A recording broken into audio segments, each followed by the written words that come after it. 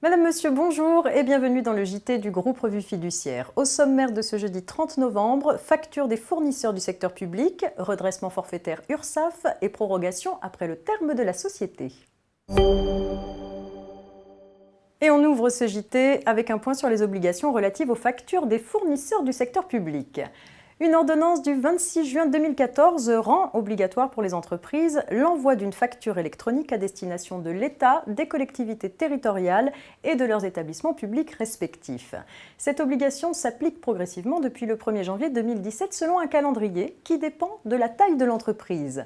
Après les grandes entreprises de plus de 5000 salariés, c'est au tour des entreprises de taille intermédiaire employant entre 250 et 5000 salariés de se voir appliquer cette obligation à partir du 1er janvier 2018. Ensuite, cette obligation s'entendra aux petites et moyennes entreprises de 10 à 250 salariés le 1er janvier 2019, puis enfin aux micro-entreprises de moins de 10 salariés le 1er janvier 2020.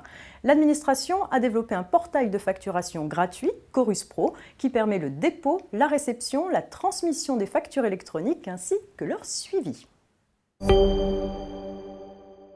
On s'intéresse à présent au redressement forfaitaire URSSAF avec cette affaire. Pour rappel, l'employeur à qui l'on reproche un délit de travail dissimulé fait l'objet d'un redressement de cotisations et contributions de sécurité sociale dues sur la rémunération du salarié.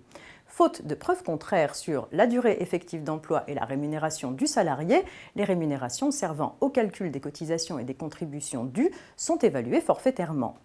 Dans une affaire jugée le 9 novembre 2017 par la Cour de cassation, un contrôle de l'inspection du travail avait révélé la présence sur un chantier de 3 salariés pour lesquels la déclaration préalable d'embauche n'avait pas été accomplie. L'URSSAF avait ensuite notifié à l'employeur un redressement fondé sur une évaluation forfaitaire des rémunérations des salariés concernés, car lors du contrôle, l'employeur avait été dans l'impossibilité de déterminer la période d'emploi et la rémunération des salariés non déclarés, faute de contrat de travail. Mais 4 ans plus tard, devant la Cour d'appel, il avait opportunément produit un certain nombre de documents. Pour la Cour de cassation, c'est lors des opérations de contrôle que l'employeur aurait dû apporter les éléments de preuve nécessaires à la détermination de l'assiette des cotisations litigieuses. Il ne peut donc pas, pour échapper à une taxation forfaitaire, produire fortuitement, après les opérations de contrôle, des contrats de travail comportant les précisions requises.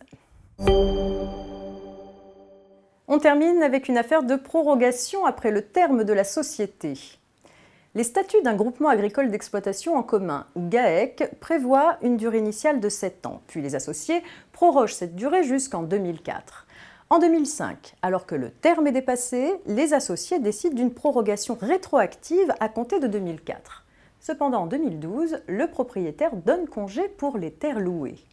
Le groupement saisit alors la justice, mais selon le bailleur, le GAEC ne peut plus agir depuis 2004, car la prorogation rétroactive décidée en 2005 n'était pas valable. Le groupement n'existe donc plus depuis 2004. La Cour de cassation donne raison au bailleur. En pratique, il est donc impératif que les associés prorogent la société avant le terme prévu par les statuts. Après, il est trop tard. Fin de cette édition. On se retrouve demain vendredi pour un dernier point d'actualité avant le week-end.